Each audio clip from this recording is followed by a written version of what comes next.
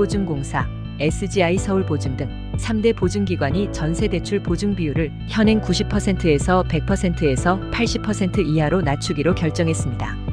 이르면 다음 달부터 시행될 이 조치는 전세대출 심사를 까다롭게 만들어 무분별한 대출을 억제하고 가계부채 증가를 막기 위한 정부의 강력한 조치로 해석됩니다. 특히 이 조치는 아파트 갭투자를 줄이는 데도 기여할 것으로 기대됩니다. 전세대출 보증은 임차인이 전세자금을 마련할 때 은행에서 대출을 받을 수 있도록 돕는 제도입니다. 현재는 보증 비율이 최대 100%에 달해 은행들이 대출 심사를 느슨하게 진행해도 보증기관이 이를 보증해주기 때문에 대출이 용이했습니다. 하지만 이번 조치로 보증 비율이 80% 이하로 낮아지면 은행은 대출 심사를 더욱 철저하게 하게 되고 대출 한도도 줄어들 가능성이 큽니다.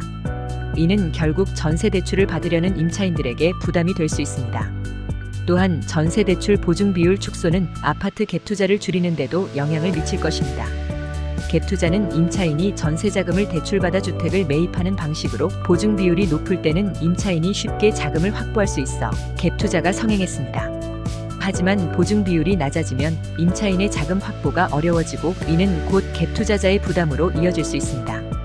따라서 주택시장의 투기적 수요가 줄어드는 효과도 기대할 수 있습니다. 이로 인해 전세 대출을 계획하고 있는 임차인들은 대출 가능 금액이 줄어들고 심사가 까다로워지면서 전세 자금을 마련하는 데 어려움을 겪을 수 있습니다. 반면 가계부채 증가세를 억제하려는 정부의 노력은 더욱 강화될 전망입니다. 박춘성 한국금융연구원 거시경제연구실장은 보증 비율 하향은 과도한 전세 보증금이 차주에게 큰 위험을 초래할 수 있다는 경각심을 일깨우는 효과가 있을 것이라고 설명했습니다. 결국 이번 보증 비율 축소는 무분별한 대출을 줄이고 가계부채 관리 강화를 목표로 하지만 전세 자금을 마련하려는 임차인들에게는 더 큰 부담으로 작용할 가능성이 큽니다. 향후 전세 대출을 계획 중이라면 미리 준비하고 보증 비율 변화에 따른 영향도 고려해야 할 것입니다. 국토교통부와 서울특별시는 오는 11월에 서울 도심 내 신규 택지 후보지를 발표할 계획입니다. 이 과정에서 양 기관은 부동산 투기 수요를 선제적으로 차단하기 위해 긴밀히 협력하고 있습니다. 국토부와 서울시는 지난 8월 19일 서울시청에서 열린 국토부 서울시 주택정책협의회에서 주택 공급 확대 방안의 후속 조치를 논의했습니다. 이 회의는 국민의 주거 안정을 위해 양 기관이 긴밀히 협력하는 자리로 지난 8일 발표된 주택 공급 확대 방안의 구체적인 이행 계획이 주요 의제로 다뤄졌습니다. 양 기관은 지난해부터 주기적으로 협의회를 열어왔으며 이번 회의에서는 서울 내 재건축 재개발 사업의 속도를 가속화하기 위한 다양한 방안을 논의했습니다. 특히 사업성이 낮은 지역에서 용적률을 추가 허용할 때 공공기여 임대주택 비율을 완화하고 일반 분양 물량을 확대하는 방안을 9월부터 적용하기로 했습니다. 서울시는 도심 내 주택 공급을 확대하기 위해 서울주택도시공사의 참여를 적극 검토하고 있습니다.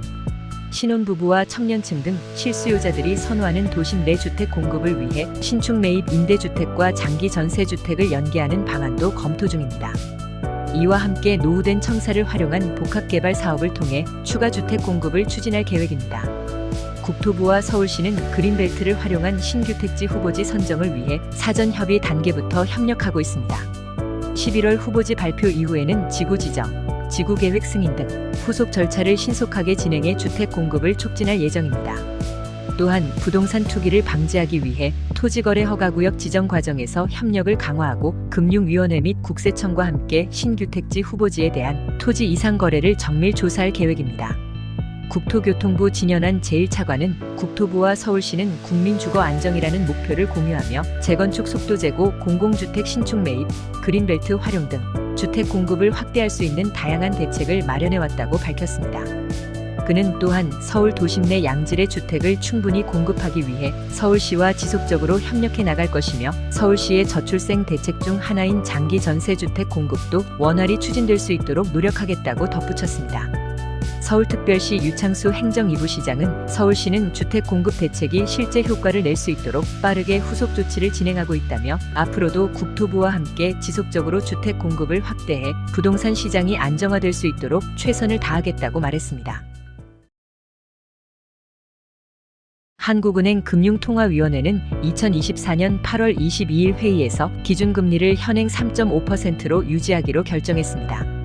이번 결정은 물가 상승률이 둔화되고 있지만 내수 회복이 더딘 가운데 성장세를 좀 더 지켜볼 필요가 있다는 판단에서 내려졌습니다. 금융통화위원회는 물가 상승률이 지난 몇 달간 둔화 추세를 보였고 소비자 물가 상승률도 7월 기준 2.6%로 유지되었음을 주목했습니다. 그러나 소비와 IT 산업의 회복이 예상보다 더딘 속도를 보이고 있어 경기 전반의 성장세가 불확실하다고 평가했습니다. 이에 따라 한국은행은 물가 안정과 경제 성장을 동시에 고려하여 당분간 긴축적 통화 정책을 유지하기로 했습니다. 이번 결정은 정부의 부동산 대책과 글로벌 위험 회피 심리가 수도권 주택가격, 가계부채, 외환시장에 미치는 영향을 더욱 면밀히 살펴볼 필요성에 기초했습니다. 수도권 주택가격은 거래량 증가로 인해 상승세를 보였지만 지방에서는 여전히 하락세를 지속하고 있습니다. 또한 가계대출은 주택담보대출을 중심으로 높은 증가세를 유지하고 있어 금융시장의 안정성이 중요한 상황입니다. 국제적으로는 미국 등 주요국의 경기 불확실성이 커지고 있으며 인플레이션 둔화가 지속되고 있습니다.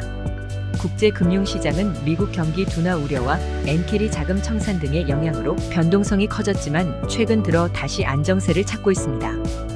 한국은행은 국내 경제가 수출 호조에 힘입어 완만한 성장세를 이어가고 있지만 소비 회복의 불확실성 때문에 금년도 경제 성장률을 2.4%로 하향 조정했습니다. 내년 성장률 전망은 기존 2.1%를 유지하며 향후 소비 회복세와 IT 산업의 성장 속도, 주요국 경제 흐름이 중요한 변수가 될 것으로 보고 있습니다. 물가 측면에서는 국제 유가와 농산물 가격의 기저효과, 낮은 수요 압력 덕분에 당분간 소비자 물가 상승률이 2%대 초반에서 등락할 것으로 예상됩니다.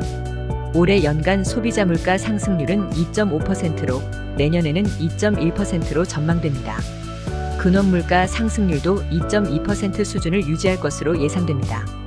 금융통화위원회는 앞으로도 물가와 금융안정 간 상충 관계를 면밀히 점검하면서 중장기적인 경제 성장과 물가 안정 목표를 달성하기 위해 통화정책을 신중히 운용할 방침입니다. 기준금리 인하 여부와 시기는 이러한 경제 지표와 금융시장의 상황을 종합적으로 고려해 결정될 예정입니다. 이번 기준금리 동결 결정은 한국은행이 현재 경제 상황을 안정적으로 관리하기 위해 긴축 기조를 유지하고 있음을 보여줍니다. 경제 성장세와 물가 안정성을 모두 확보하기 위해 한은은 향후 통화 정책에 더욱 신중을 기할 계획입니다.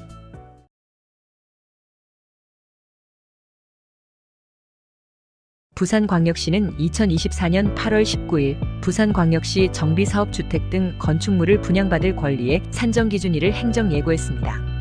이번 행정예고는 도시 및 주거환경정비법 제77조 제2항에 따라 정비사업구역 내 주택 등 건축물을 분양받을 권리의 산정기준일을 지정하기 위한 절차로 시민들의 의견을 수렴하고자 행정절차법 제46조에 근거하여 실시됩니다.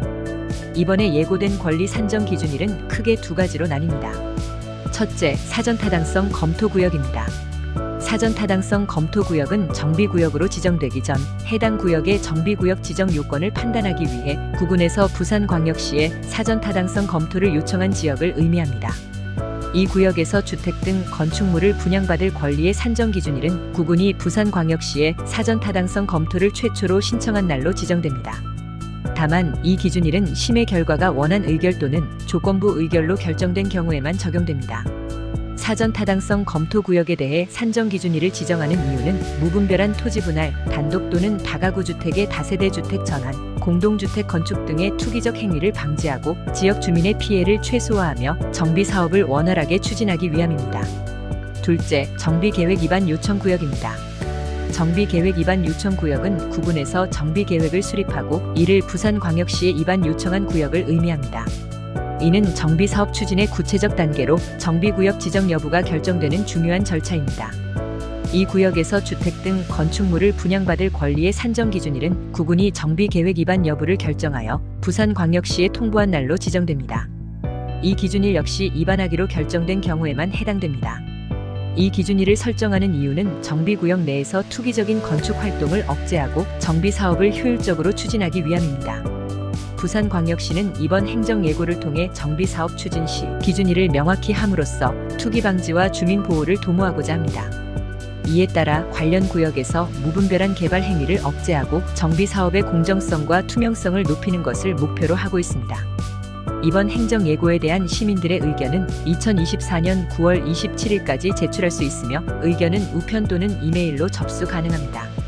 제출된 의견은 검토 후 반영 여부가 결정되며 의견이 접수되지 않은 경우 행정 예고된 기준일대로 권리 산정 기준일이 확정될 예정입니다.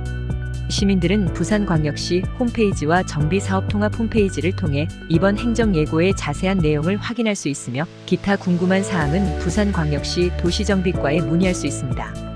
부산광역시는 이번 권리 산정 기준일의 지정이 지역 주민의 피해를 최소화하고 정비사업의 원활한 진행을 보장할 것으로 기대하고 있습니다.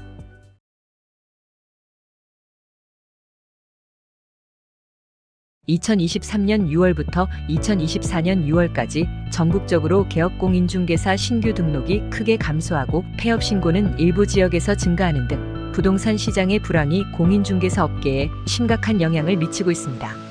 한국공인중개사협회가 발표한 2024년 6월 개업공인중개사 현황 보고서에 따르면 전국 대부분의 지역에서 신규 등록이 줄어들고 폐업과 휴업이 증가하고 있습니다. 서울에서는 2024년 6월 기준으로 개업공인중개사 사무소 신규 등록이 187건, 폐업 신고가 212건으로 집계됐습니다. 이는 전월 대비 각각 13.0%와 21.5% 감소한 수치입니다. 특히 서울 북부 지역은 신규 등록이 27.6% 감소한 63건, 폐업 신고는 23.1% 감소한 83건을 기록했습니다. 서울 남부 지역에서는 신규 등록이 3.1% 감소한 124건, 폐업 신고는 20.4% 감소한 129건을 보였습니다. 휴업 신고는 13건으로 전월 대비 변화가 없었습니다. 경기도의 경우 신규 등록은 224건으로 전월 대비 16.1% 감소했으나 폐업 신고는 287건으로 4.0% 증가했습니다. 특히 남부 지역에서는 신규 등록이 17.7% 감소한 149건, 폐업 신고는 193건으로 전월 대비 0.5% 증가했습니다. 북부 지역은 신규 등록이 12.8% 감소한 75건, 폐업 신고가 11.9% 증가한 94건으로 나타났습니다. 휴업 신고는 전체적으로 21건으로 전월 대비 10.5% 증가했습니다. 부산에서는 신규 등록이 전월 대비 12.9% 감소한 54건, 폐업 신고는 6.8% 증가한 78건으로 나타났습니다. 휴업 신고는 6건으로 변화가 없었습니다. 대구는 신규 등록이 28건으로 전월 대비 31.7% 감소했고 폐업 신고는 48건으로 20.0% 감소했습니다. 휴업 신고는 4건으로 전월 대비 33.3% 감소했습니다. 인천에서는 신규 등록이 전월과 동일한 53건을 기록했지만 폐업 신고는 16.3% 감소한 72건으로 집계되었습니다. 휴업 신고는 전월 대비 50.0% 감소한 2건에 불과했습니다. 광주는 신규 등록이 17건으로 전월 대비 6.3% 증가했지만 폐업 신고는 36건으로 33.3% 증가했습니다. 휴업 신고는 9건으로 전월 대비 50.0% 증가했습니다. 대전에서는 신규 등록이 전월 대비 14.3% 감소한 18건을 기록했으며 폐업 신고는 44.4% 감소한 20건이었습니다. 휴업 신고는 4건으로 전월 대비 20.0% 감소했습니다. 울산은 신규 등록이 7건으로 전월 대비 30.0% 감소했고 폐업 신고는 13건으로 23.5% 감소했습니다. 휴업 신고는 4건으로 33.3% 증가했습니다. 세종에서는 신규 등록이 10건으로 전월 대비 100.0% 증가했으며 폐업 신고는 57.9% 감소한 8건으로 나타났습니다. 휴업 신고는 전월 2건에서 0건으로 줄어들었습니다. 강원은 신규 등록이 8건으로 전월 대비 63.6% 감소했고 폐업 신고는 18건으로 5.9% 증가했습니다. 휴업 신고는 4건으로 전월 대비 20.0% 감소했습니다. 충남에서는 신규 등록이 34건으로 전월 대비 21.4% 증가한 반면 폐업 신고는 27건으로 43.8% 감소했습니다. 휴업 신고는 4건으로 전월 대비 변화가 없었습니다. 충북은 신규 등록이 13건으로 전월 대비 45.8% 감소했고 폐업 신고는 22건으로 22.2% 증가했습니다. 휴업 신고는 5건으로 전월 대비 400.0% 증가했습니다. 전남에서는 신규 등록이 12건으로 전월 대비 7.7% 감소했고 폐업 신고는 13건으로 31.6% 감소했습니다. 휴업 신고는 사건으로 전월 대비 20.0% 감소했습니다.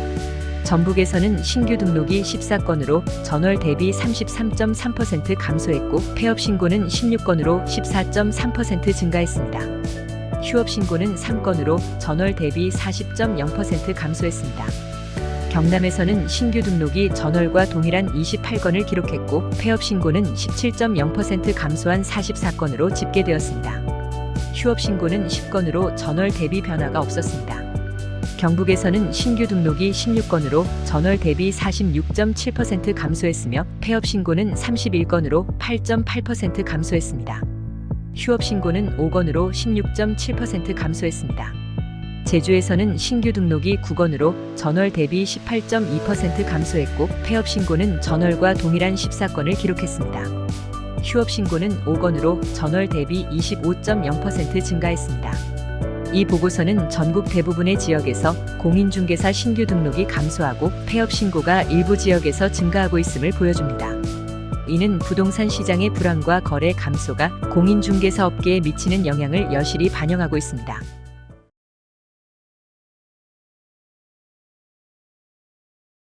한국부동산원이 발표한 2024년 8월 3주 주간 아파트 가격 동향에 따르면 전국 아파트 매매 가격과 전세 가격이 모두 상승했습니다. 전국 매매 가격은 0.08% 상승해 지난주와 동일한 상승폭을 유지했으며 전세 가격도 0.08% 오르며 상승폭이 소폭 확대되었습니다. 수도권의 매매 가격은 0.17% 상승했으며 서울은 0.28% 상승해 전주 대비 상승폭이 다소 줄었지만 여전히 높은 상승세를 기록했습니다. 강남권에서는 서초구가 0.59% 상승해 가장 큰 폭의 오름세를 보였고 강남구와 송파구도 높은 상승률을 유지했습니다. 서초구 반포잠원동, 강남구 개포 앞 구정동, 송파구 신천 잠실동 등 인기 지역의 대단지 아파트들이 주요 상승 요인으로 작용했습니다. 강북권에서는 성동구가 0.57% 상승하며 가장 큰 폭으로 올랐습니다.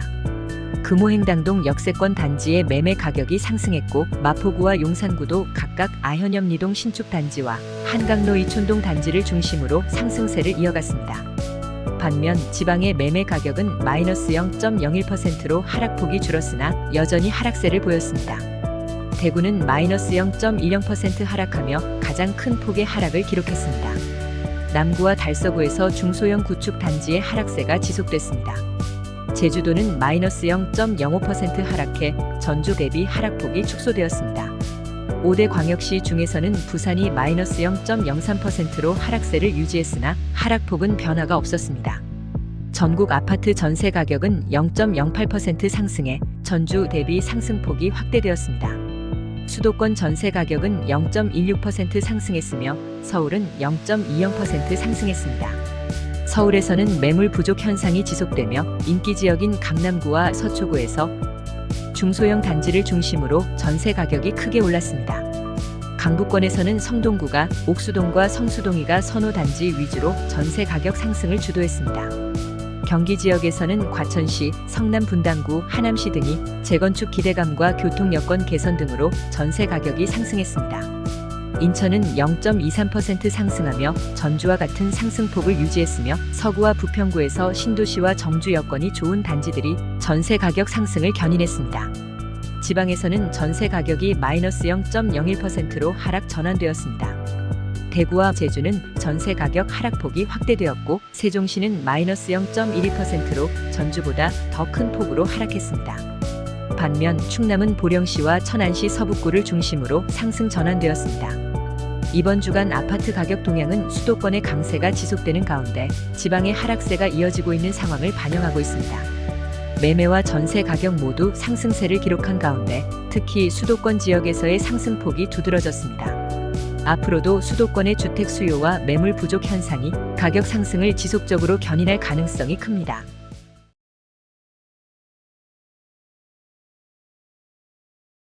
국토교통부는 2024년 상반기 특화 공공임대주택 공모사업 결과 전국 20곳에 총 3,704호의 맞춤형 전용주택을 공급할 예정이라고 밝혔습니다. 이번 사업은 청년과 고령자 등의 주거 안정을 목표로 하여 서울 대방동, 세종시, 전북 고창, 경북 고령, 충북 괴산, 강원 평창 등 전국 다양한 지역에서 추진됩니다. 이 주택들은 2028년부터 입주가 가능할 전망입니다. 이번 공모 사업은 청년 특화주택, 일자리 연계형 주택, 고령자복지주택 세 가지 유형으로 나뉘어 진행되었습니다. 청년 특화주택은 5곳에서 1146호가 선정되었습니다. 대표적으로 서울 대방동에서는 370호가 건설되며 지하철 7호선 장승 대기역 근처에 위치해 있어 청년들의 높은 관심을 끌 것으로 예상됩니다. 또 다른 사례로는 세종시 공동 캠퍼스가 있습니다. 이곳에는 2028년 하반기 입주를 목표로 202호의 청년 특화주택이 공급될 예정입니다. 세종시는 서울대와 충남대 등 여러 대학의 캠퍼스가 자리 잡고 있어 학생들의 수요를 충족할 것입니다. 일자리 연계형 주택은 11곳에서 1808호가 선정되었습니다.